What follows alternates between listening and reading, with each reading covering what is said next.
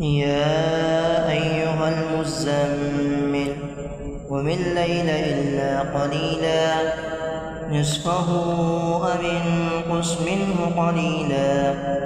أو زد عليه ورتل القرآن ترتيلا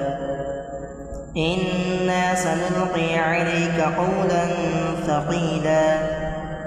إن ناشئة الليل هي أشد وطئا وأقوم قيلا إن لك في النهار سبحا طويلا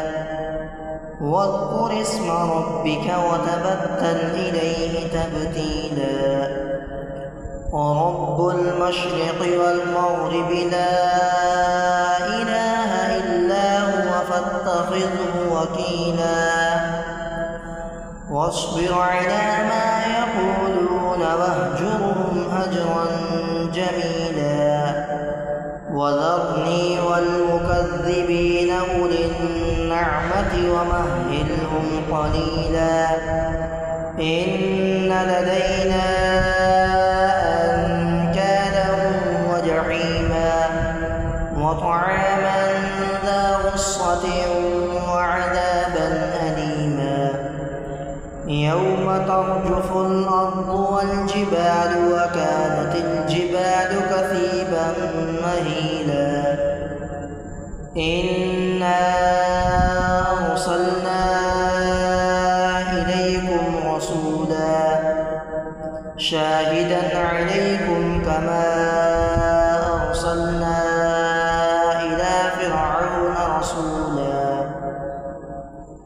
فعصى فرعون الرسول فأخذناه أخذا وبيلا فكيف تتقون إن كفرتم يوما يجعل الولدان شيبا السماء منفطر به كان وعده مفعولا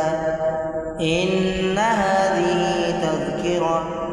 فمن شاء اتخذ إلى ربه سبيلا إن ربك يعلم أنك تقوم أدنى من ثلثي الليل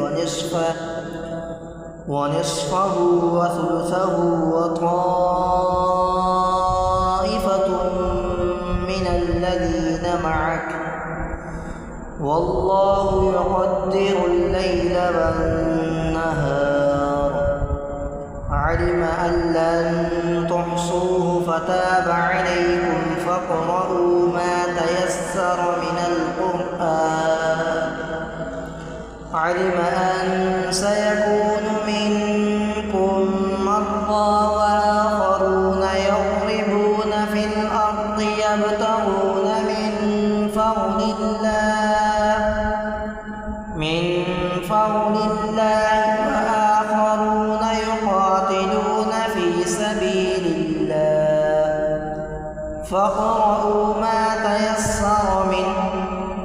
وأقيموا الصلاة وآتوا الزكاة وأقرضوا الله قرضا حسنا وما تقدموا لأنفسكم من خير تجدوه عند الله هو خيرا